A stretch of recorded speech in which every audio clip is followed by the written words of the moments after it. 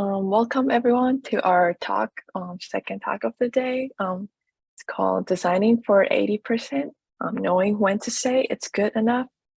And we're glad to have Aaron Martlage hosting the talk today. So Aaron is the General Manager at Design Principal at Border LLC.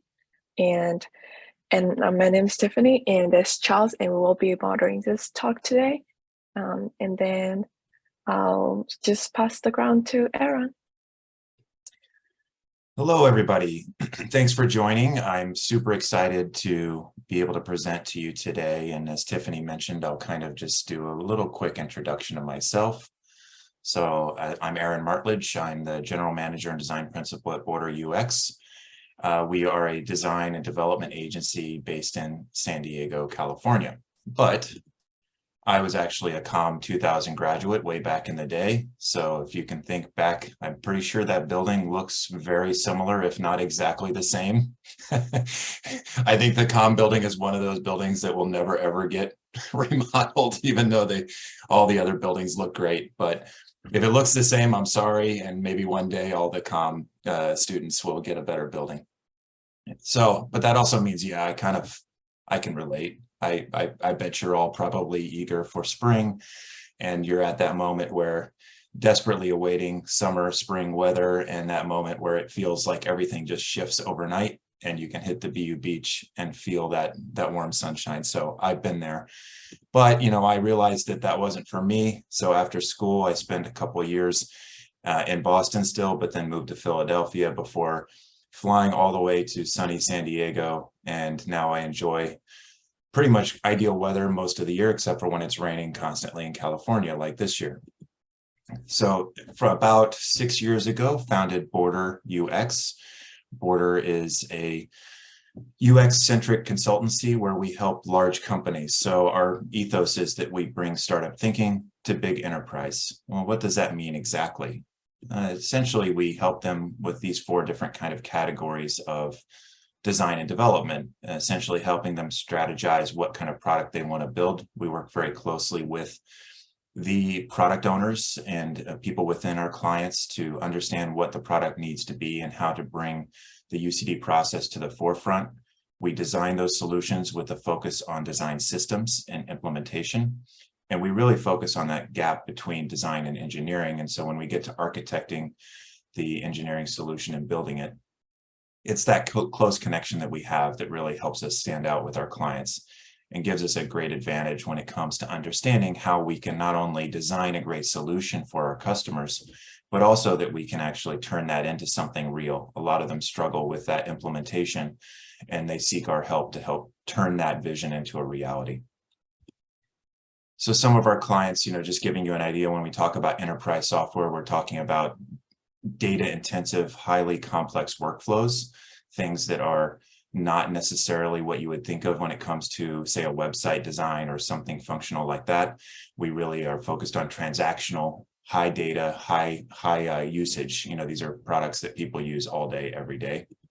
And we do a lot of data visualization, turning complex relationships into things that people can understand through a picture, and working with some fun assets here from some of our older clients. So that's a bit about me, and now we're going to get into the fun stuff. So let's talk about 80. And I'm actually not talking about the 1980s. Some of you might think that, oh, it's back again, everything 80s is popular, and that's cool. We can talk about that another time, and we can actually probably have something to relate to each other on. But really, I'm talking about other things. And you might say, oh, 80%. Oh, are you talking about, this is a common trope that 80% of your company's revenue will come from just 20% of your customers. And I would say, no, that's not what we're talking about today. And that would actually be an unhealthy company. When you're building a business, you actually want to make sure that you have a diversity of clients, a diversity of revenue, so that you're not actually dependent upon one company or a small number of companies to be your business. Because what happens if they go away? You're in a bit of trouble. I'm also not talking about this kind of slide that, 80% of the results come from 20% of the effort. That's a common thing. It's like, focus on the 20% that matters, because that's going to yield the 80%. Well, in reality, how do you know what matters? when you're going through that process, a lot of times that's something you can understand in hindsight, but it's very difficult to understand what matters and how to measure that when you're actually in the middle of it. So that's some of the challenge with this kind of 80% rule. One is there's a lot of different interpretations. You hear a lot of this across the industry, not only in agency type services like what we do, but just in business in general. So what 80% am I talking about today? And it's really talking about 80% of your effort yielding 95% or higher of the value that design can bring to the project. I know that might seem like a big leap. It's like, well, how can these two things, equate to each other? But let's talk about like, what are some of the challenges with that last 20%? So if we want to think about filling up at the gas station, and we know how things slow down when you get to that top point, when you're trying to hit the number, it's really hard. And you spend a lot more of your energy in that last 20%. You can really focus on moving quickly through the 80%, especially when you're learning. There's a lot of low-hanging fruit. You can capture that quickly, but it really starts to slow down and grind in that last 20%. So your value starts to depreciate. It's also like filling up a glass of water. If you can think about it, it's pretty easy to fill that glass up to 80%. Once you start getting to that last 20%, it can be really challenging to get it to be precise. So these are all challenges that kind of understand. It's pretty easy to see how that would be better to stop earlier. And, also knowing that it's pretty much impossible to get everything right. I'll just tell you right now, anybody who says you'll figure it all out, you'll solve all the problems, I would say that's impossible. So we have to kind of start thinking about, well, if all these things are true, what can we leverage? And one of the things we can leverage is code. So we actually now have a lot of reusable componentry in engineering, and that actually is coming through in design systems. And so what we see is an increase in the number of patterns and things that we can reuse and understand. And so instead of reinventing some of these things, we're actually utilizing and reusing some of these components. If we can think about these different things, that's going to help us understand that we want to actually move to code faster. So if you can think about, like, we want to get to the solution, the technology faster. Back in the day, we used to have a challenge where building prototypes and kind of understanding what happens before we get to code was necessary because coding was expensive. And when I say expensive, I mean time consuming, labor intensive, and it was error prone. Nowadays, we have a lot better technology that allows designers to express their vision relatively quickly and move to code. And so now you can actually do a lot more testing of your ideas and your hypothesis in code, and then evolving the product. So let's talk about these let's put that all together and say, well, why is this 80% rule matter? Why is this an important view that I really believe in? Again, you're going to spend a lot of time finding those edge cases. So when you come to your low-hanging fruit, your primary scenarios, your workflows, you really want to define for the 80% that are common. It's not to say that those edge cases are not important. That's not what I'm implying here at all. They're very important. It's just discovering them, documenting them, designing them, building for them is very costly. And it can take a lot of time to figure those out. And some of them may not matter. You don't know what matters until you actually get this into the hands of users, and a facilitated test can only do so much. As I mentioned before, even if you figure out every edge case, you've got them all nailed, I guarantee you'll still be wrong about something. So how much room did you leave yourself in terms of timeline, effort, value to actually go back and correct things once you start learning in the real world? And I think that it's super important that we have heuristics, we have things that we can understand and bring to the business and the design process, but we really need to study real behavior. I think it's fundamentally different in a testing environment. We want to leverage testing, but you want to get to real behavior as quickly as possible. And as I mentioned, modern tools make that a lot easier today. I think something that I could really is an empowering feature that designers really need to embrace is understanding that they can design in the browser. It's kind of taking control of some of the techniques through inspection, modification. It doesn't mean you have to be a coder.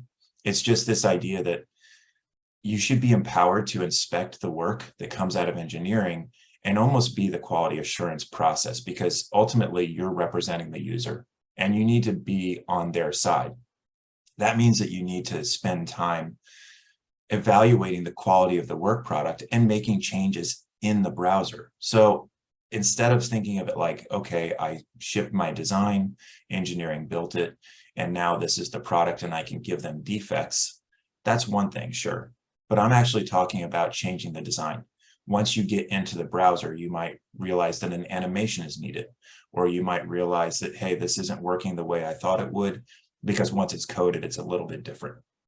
That's what I mean by designing in the browser. And then I think the last point I want to kind of hit home here is doing work does not equal adding value. I think this is something that's easy to get caught up in, and that's really what we'll get to is kind of, well, how do we avoid this? And I think that adding value is always the goal of a designer. It's not to just design. You can come up with activities, whether that be research, working in Figma, whatever it might be, documentation. You can always busy yourself. The question you have to always ask is this adding value? And when I say adding value, it's not to the engineer only, it's to the product, to the business, and think bigger. If you want design to continue to have a seat at the table and be a strong component to any new product, you always have to be thinking about value. So that's kind of summing up the big difference of how and why we want to do 80%, designing for value, not completeness. And let's get into now the steps to evaluate the completeness. I mean, it's one thing for me to say, hey, stop working for completeness, work for value, but how do we measure completeness so that we can understand when we hit 80%? And I think that this is going to be a little bit fuzzy, let's say. There's some rules here that it'll still take time for you to practice. And I think as you're starting your careers and you're getting into the experience of wanting to understand how to really build out your practice, this is something that will evolve over time, but it's always helpful to come up with a few guidelines. And I think that there are basically 3 questions that you can ask yourself during your design process that can really help you to understand what you're trying to achieve and where you are in your design process. The first question you can ask yourself is, can it be built? And again, this is going back to that idea of when we talk about engineering, you're going to have a situation where you need to evaluate if it's time for it to move to the next phase. And this is kind of the easiest of the 3 questions to ask yourself, because as you start engaging with engineering, and again, it should be a collaboration. It's not something where you're handing off your designs to engineering, but as you're designing, you should be collaborating with engineering. And so there will be that measure, and you'll be having that balance between, is it complete from your standpoint, but also can it be built? And there's going to be a point at which it can be. And especially if you're using reusable components, it happens pretty quickly. So this is a measure that you should achieve relatively quickly in your design cycle. And here are some extra questions for you to kind of figure out, can it be built? Did you employ reusable components? I'll talk a second about design systems a little bit more, but today we have a lot of Figma. I'm a big Figma person, so you can take this to XD or whatever sketch tool you want to use. But for my world, Figma has a ton of reusable libraries. The community is very strong. And so there are all these components out there that you can start with. And every project you work with, even if you're going to be doing rough wireframes, you should start thinking about how to use reusable components. There's no point in reinventing a dropdown. We've had those for a long time. They're coded. You should reuse those as much as possible. Grids, patterns, things like that also. So how are you using patterns? Are you using dropdowns, radio buttons, checkboxes in the right way? Understanding which patterns matter and how to use them will help you understand, can it be built? Again, I already mentioned this, but collaborating with engineering, huge. If you're not collaborating with engineering, you're not a designer, in my opinion. The modern age of a product designer means that you are working on product, not design. And so therefore, you need to be working with engineering throughout that process to gather requirements, understand feasibility, understand limitations. And only by doing that process will you actually gain the insight and knowledge to know when you can push back, how you can push your agenda forward, or how you might get challenged on a design. And you can learn how to say, but have you thought about X, Y, or Z? And maybe open their eyes to a path that they might not want to have or might not have come to on their own. What else can you learn in the browser? Again, I mentioned animations. Usually when I'm working on a design, I rarely include animations in the initial specification. I will just go through the core functionality and then try to figure out what animations, micro interactions are going to make it better. Now, a lot of the design systems today actually come with some micro interactions, so they're going to come built in, and you have to decide whether those add value or detract from the experience of the brand that you want to have.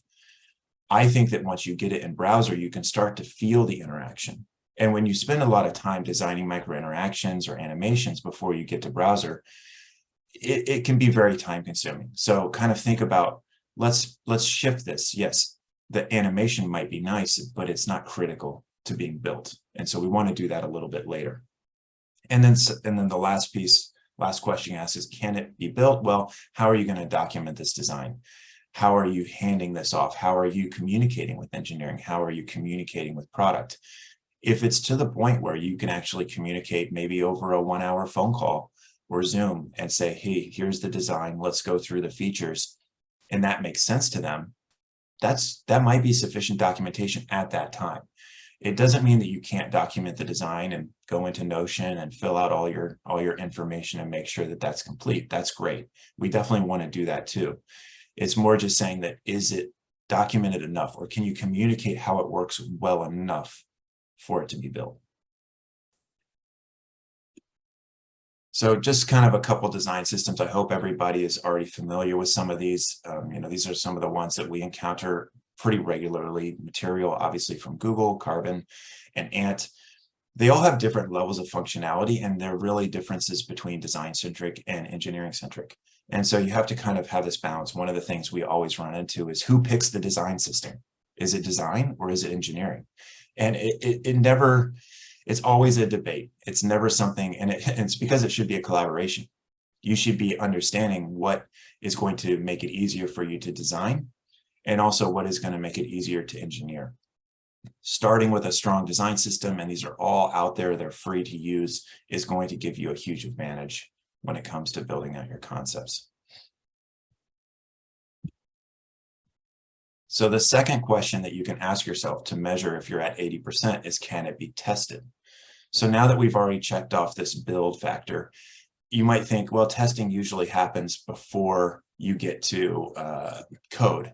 But I would actually say these are things that kind of happen in parallel. So it's this idea that you are testing both maybe in prototypes like Figma prototypes or things like that, but that you're also testing in real code. And these are two parallel paths that you can kind of continue.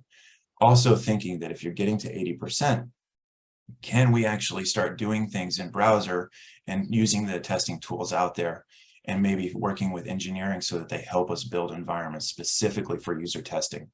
This is an important differentiation, and I think that you have to think about user testing not as a prototype, but as code. And so when you think about, can it be tested as you're building on can it be built, is, can you identify some of the uncertainty that you have around particular features that you want to evaluate? And is that 20% of the product or of the features or less? And that's a good measure right there. So it's like, well, I'm not sure about how this is going to work. If you have a lot of those I'm not sures, you're probably not ready to really test out your hypothesis. You probably need to make a few more design iterations, come to a solution, and then maybe you'll be able to kind of say, we feel more confident about this particular chunk, but we still have questions, and it's less than 20%. You really need to be able to say, can we cover all the happy paths in testing? Meaning, like, if you put together a test plan, a protocol, and you're going to be going and sitting down with users and having them use the real product or a Figma prototype, can you cover them all? Can you have a solution that is actually out there? And that's when, again, the 80%. If you can't cover the happy paths in code, in a coded solution, you probably need more design work. Can you leverage known knowns?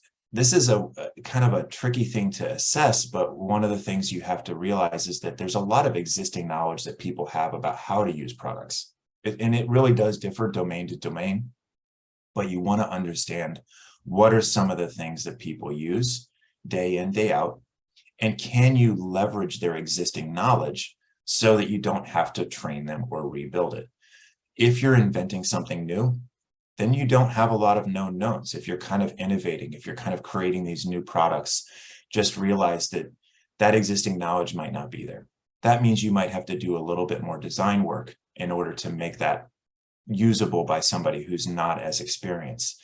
If you're building an e-commerce product, I'm pretty sure everybody on this call has probably bought something online at this point and understands the fundamentals. You can leverage that.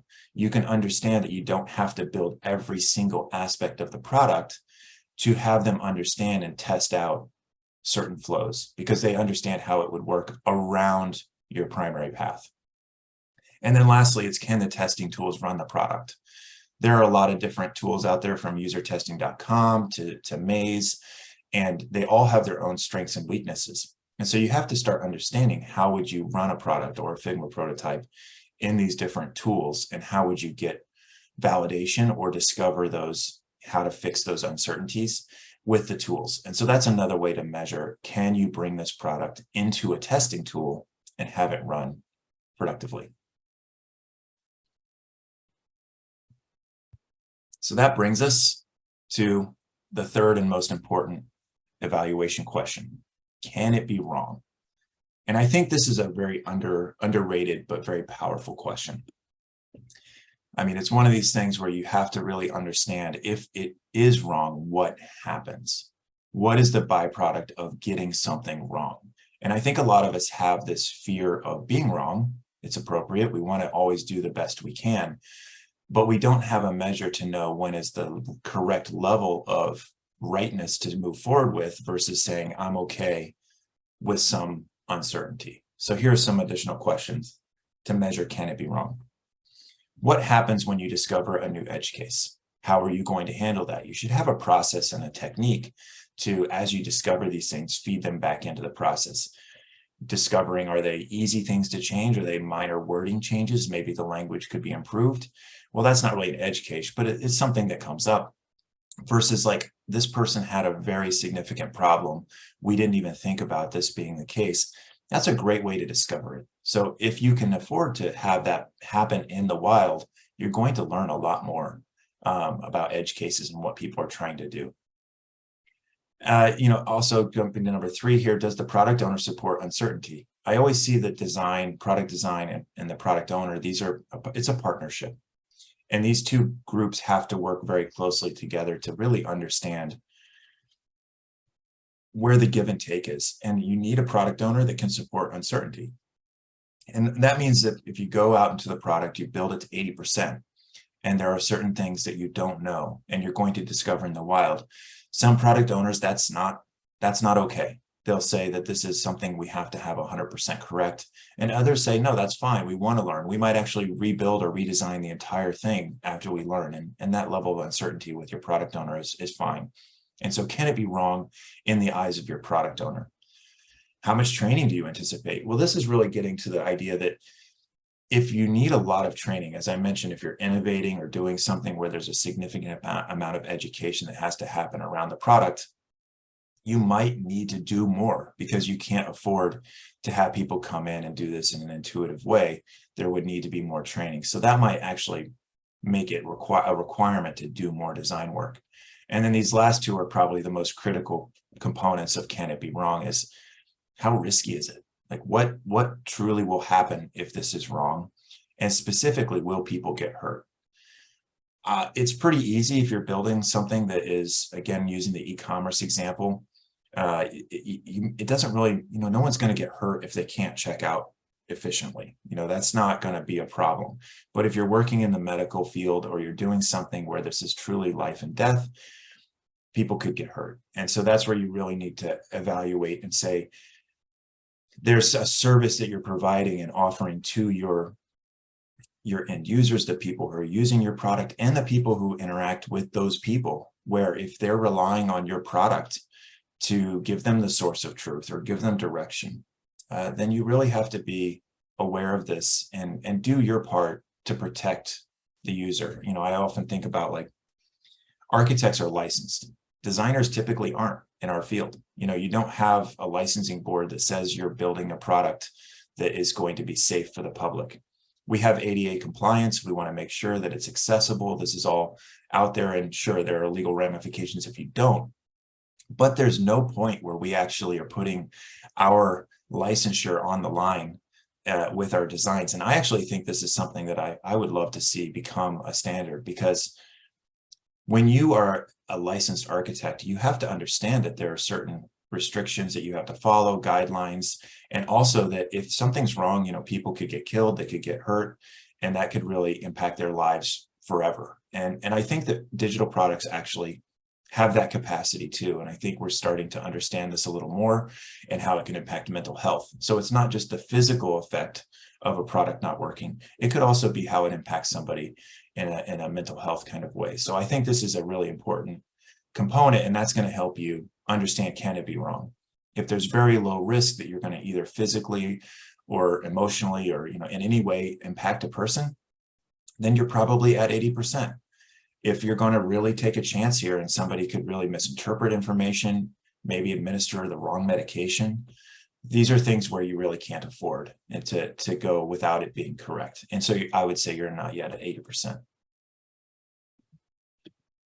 So just to kind of summarize how you evaluate and understand this world and kind of where you are in terms of the questions. So again, when you're trying to say, am I at 80%? Number one, can it be built? This is the easiest test. Can this actually physically turn into a real product with engineers' help? Second, can it be tested? Once they build it, can we put it out there and actually gain knowledge from it in the wild or in a testing environment? And then lastly, can it be wrong? Hardest to answer, but the most critical one. And it's something that you'll have to evaluate ongoing, not only when you're in the design process, but once it is actually released. Maybe you get it out there and realize you missed something that actually could really hurt somebody, and so you want to pull it back. You have to be prepared for that. So if you answer yes to all those questions, I mean, you might be at 80%. Unfortunately, I don't have a way to say you're going to definitely be at 80%. You know, this is something that you'll have to practice. You'll have to work on kind of that craft. You know, I always think of, and it's the right word. You hear a lot of people say, practice their craft of design. And it's like yoga. You're not ever done. You know, you're always learning. So you're going to be honing this skill over time. You're going to be making improvements to how you understand things, how you reuse patterns, and you'll kind of develop your own versions of these questions that will help you understand 80%. And again, when you deliver 80% and you can ship that and you can get it out there into the wild, again, you're giving 95% or more of the value of design. Not to say your job is done, but you can give the best, the highest amount of value once you've hit that 80%. So that's it for me today in terms of the presentation. I really appreciate everyone's attention. I hope the topic was interesting and maybe a slightly different spin on what we've typically talk about from design. But I think at this point, I'd love to answer any questions that come up or talk in further detail about any particular aspect of designing for 80%.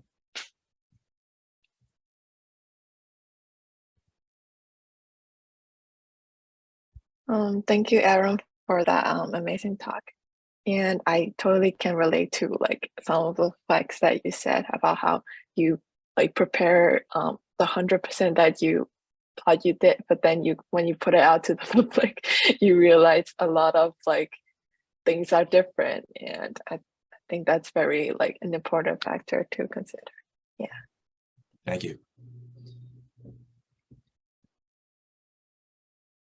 I just want to ask a question, if you don't mind answering that, concerning with the work that you put out when you realize things are not the way you are. What are some like common like things or factors that designers should keep in mind that will be very different from like what you designed? And is there any like personal experience you had before, or like, yeah? I think one of the things that if you're designing for 80%, you really have to learn how to listen to your users in a different way and understand some of the words that they might use to describe their frustrations.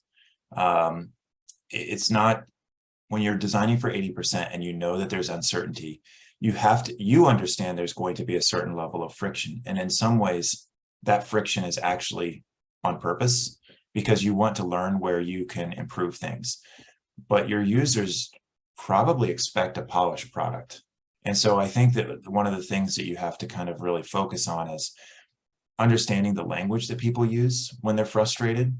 A classic one is projection. So people will say, well, I get it. I understand how this works, but I don't think our user or our, this type of person, this persona will understand this. I think it's too complex.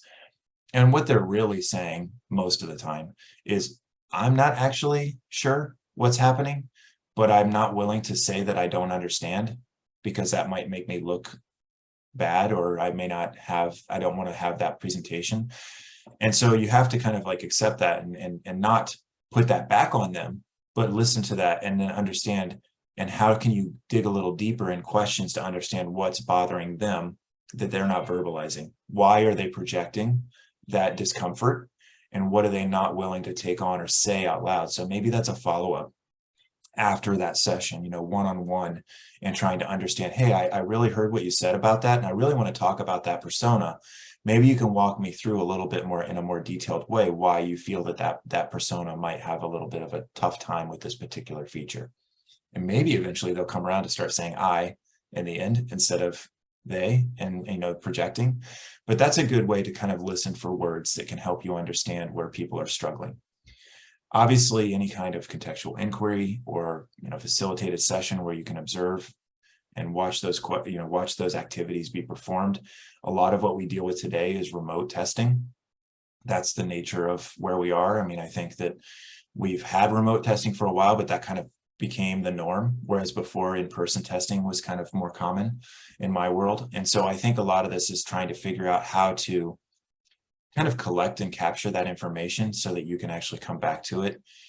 People might express frustrations, they might express it, but now it's on video and you can't ask them that question if it's unfacilitated. And so I think you really need to put together a plan for how to tackle those kinds of feedback and say, all right, this person had this information, it's good information, but we couldn't dig deeper in that moment. How do we now go back and find a way to reevaluate that? Do we invite them back to an additional test?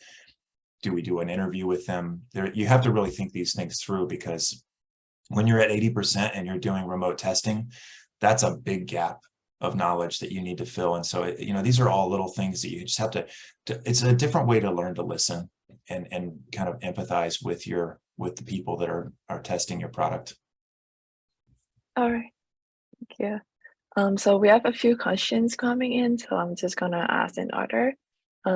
So Hannah said, how do you frame a conversation with non-designers about having to redesign something?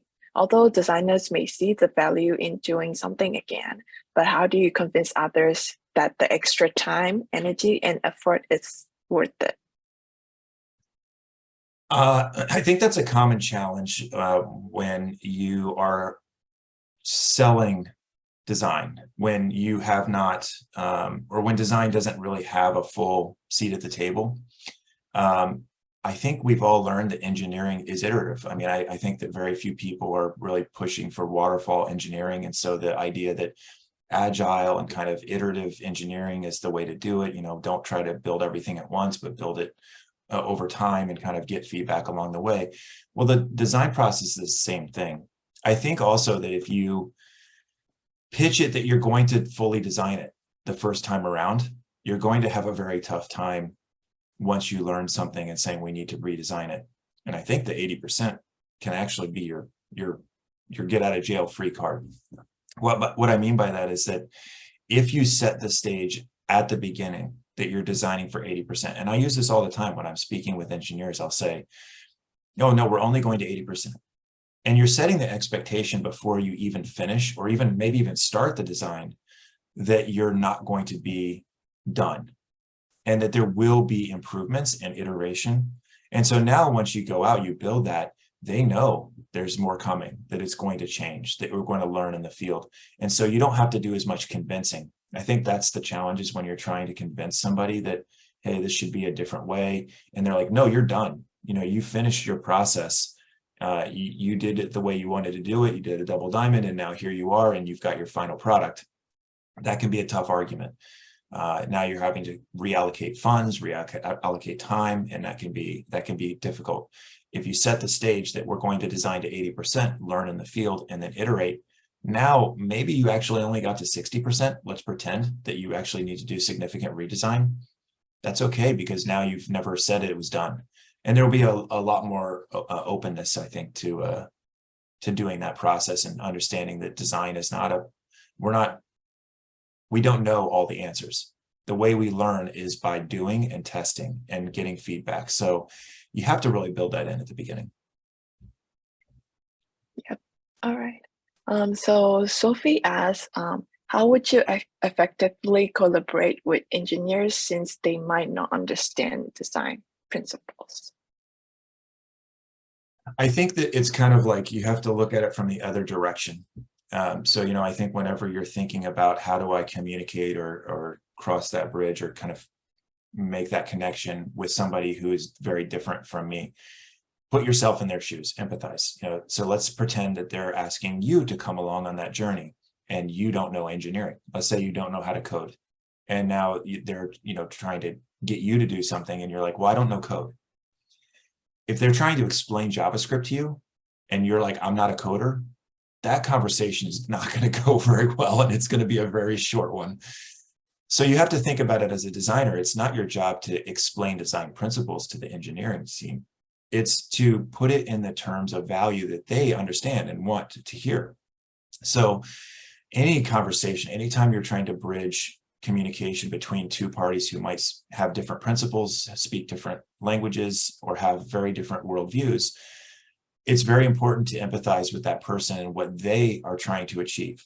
So if you're talking to an engineer and they are not believing in design or not understanding the value of design, put it in terms that they actually see.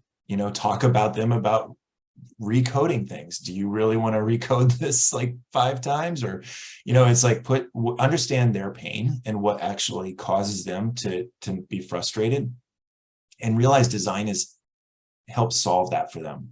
And so I think that, when you go to the doctor, you don't ask the doctor to tell you all of their medical experience. You don't ask them to, and the doctor doesn't say, well, here's how I did my residency here and all this. They don't do that. They help you solve your problem where you are. And you have to think of the communication with engineering as that way. I think that a lot of designers do try to teach the engineers why design matters. And that's really not our role. Our role is to bring design thinking to the product and to communicate and empathize with everybody, not just the end users, but the engineers, the product owner. That's our role. So it's about empathy. Put yourself in their shoes, understand what they're actually resisting, and then communicate through their channels, through their eyes, not through your own. You don't try to, wedge design in where, it's not receptive, because that's never going to work. All right. I don't know how to raise my hand, but I'll do a little physical raise hand here. I know that Aaron and I, we talked right before everyone jumped into the meeting, and we were saying, this is definitely not a portfolio workshop. We just did the portfolio workshop, but my mind, especially with all of the things that you've been talking about so far, kind of almost immediately went to, well, how much of this, either like the reasoning behind some of these and kind of the thought process, as well as like the evaluation from start to finish almost, how much of this do you recommend or think, either on a general scale or on a more specific scale, think should end up on the portfolio or on something where you're presenting it to a customer or someone that wants to see what experience you have in your work?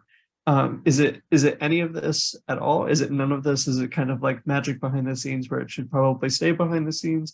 Or is it something that you should kind of try to show on when you're displaying it? Yeah, I think that's a really interesting thought about how does 80% work for your portfolio or how you communicate your work. You put me on the spot, Charles, but I'll see what I can come up with here. I do ADP list. I'm a mentor on ADP list, and I get a lot of people coming through asking for portfolio reviews or website reviews, resume reviews, especially early career, and saying like, how am I positioning my portfolio, and is it telling the story? And I will say that I think one of the things that is at least for me, is a misconception about what the portfolio is doing is you're not trying to explain your breadth of knowledge. It's important to explain what you can do, but I fundamentally believe that we are all storytellers, and you have to bring somebody on a journey. And so you have to think about your portfolio as walking somebody through the journey of, as a product user, or as a consumer of the portfolio, not as like, hey, I did this activity, I did this type of research, I did this persona development, we then did a workflow diagram, then we did the screen wireframes, then we did a branding exercise. It's like, that's the design process. And so you could explain how you understand the design process in a lot of different ways. You definitely don't need a giant scrolling page, because the process is the process. And so you need to communicate your understanding of the process, but that's it. It's kind of like, so the 80% to me would be like, don't overdo the process. It's like, you need to communicate enough that you understand it and that you can execute on it, but you don't need to teach me the process. When I'm evaluating somebody's portfolio, I'm actually looking for, can they tell a story? Can they take me on the journey and truly understand the user and express why they did what they did? So looking at these principles, I mean, it's a little bit different. I don't know if these principles necessarily apply. I'm sure there's some other questions you could ask about, is my portfolio good enough that would still be 80%? But I would break it down into two pieces.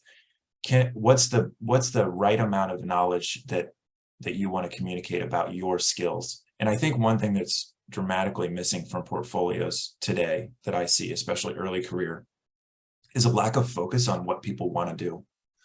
I mean, it's one thing to say, I understand the full design process from research to implementation. It's another thing to say, but I know I'm really good at this one particular part of research, or I really want to focus on usability testing, or hey, I'm a really good UI designer and I really want to push pixels and kind of get to that level of detail. A lot of people talk about the entire portfolio piece as, I did this whole thing. And you might have, especially if you're coming from, a boot camp or some kind of course where you're actually doing a project like that. But I guarantee there's something you didn't like in there. No one loves to do all of it. I've never worked with anyone who's like, I love, end to end equally, because the truth is, when you start working with them, there's going to be some specialization. It's a different way to think along the process. So, for me, it's like, don't tell me the process. I understand the process, but tell me how you fit into the process, or what's the thing you want to do. So, that would be the 80%. Just don't overdo it. It's almost like kind of like pull back a little bit and realize that the goal is to stand out. When I look at dozens of portfolio sites a day and they all have the same structure of the process, it really blurs for me. And so standing out and telling your story and making it personal and about what you like to do and what you really think your strengths are, and who you collaborated with at particular times that was really influential. Yeah, I know it's a little bit different. It's hard to make that bridge for me on the spot, but I think that there's definitely some what's the 80% of a portfolio. All right. Thank you, Aaron, for the insights and all the questions that you answered today. Sure, people learn a lot from it. So if there are no other questions, we're gonna wrap up this and close this talk. And thank you again, Aaron, for the talk. And our next workshop will be at 12, and it's called Starting Your Design Process Away from the Computer. So if people want to try that, so yeah. Well, thank you very much, everybody. Good luck with your projects and finding your place in the world. I'm excited to hear about how that all shakes out in the end. And thank you, Charles and Tiffany, for coordinating and inviting me to present. Thanks, everybody.